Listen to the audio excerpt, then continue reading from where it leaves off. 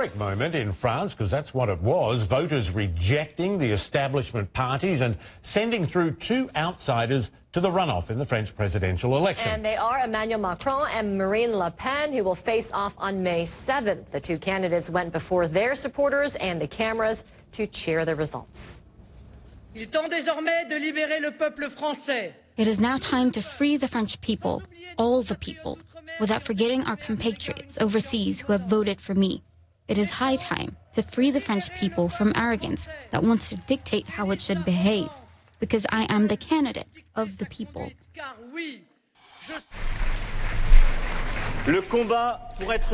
The struggle is worthy to bring our country to where we want it, and we will win.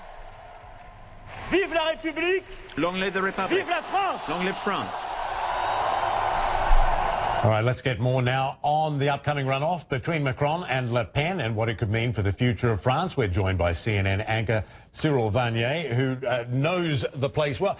I suppose the voters can't complain they don't have a clear choice here. I mean, Marine Le Pen and Macron. And in many ways, is it fair to say it goes beyond French borders? This is a referendum on the EU.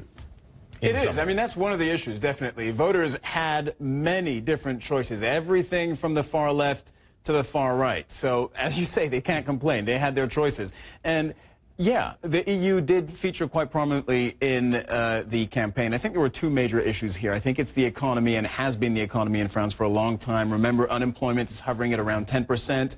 Right. Economic growth is stagnant. That is something that French people are fed up with. And the center-left, center-right have proven over the last couple of decades that they've both been equally unable to decrease unemployment. Now, to your question in the European Union, this speaks to how the French nation really perceives itself. And for a long time, the French political project has been strength in numbers, strength via the European Union, partner with Germany, partner with 26 other countries, and become the biggest trading bloc in the world, trying to integrate more politically so that you can have some diplomatic heft, etc.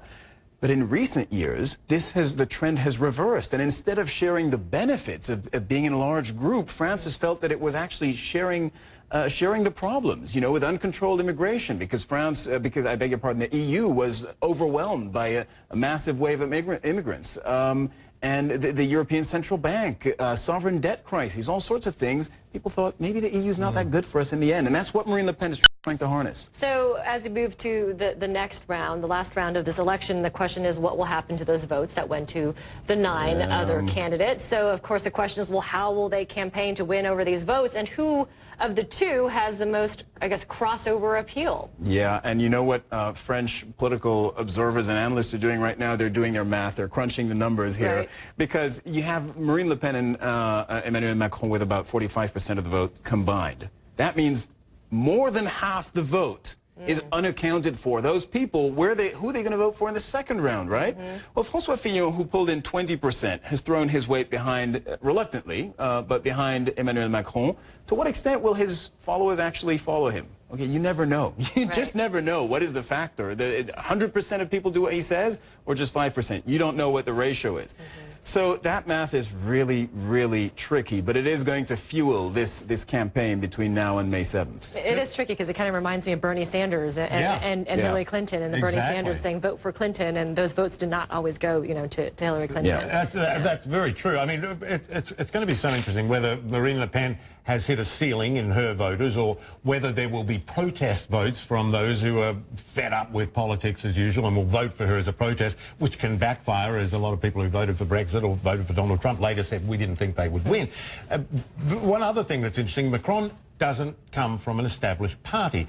How does that impact how he is going to be able to campaign? He doesn't have a machine. Yeah, he doesn't, but he is in this rare political climate where that could help him. Because Marine Le Pen has been prospering for years, and before her father, by labeling all the parties as establishment, as one and the same, and as saying, we're different. If you want to think outside the box, then vote for us. But she can't do that with Emmanuel Macron. People didn't know his name until 5 years ago, so she can't. The usual attack, according to which he's been doing this for decades and has no results to show for it, just won't work against him. It'll be interesting to see what her strategy will be moving forward.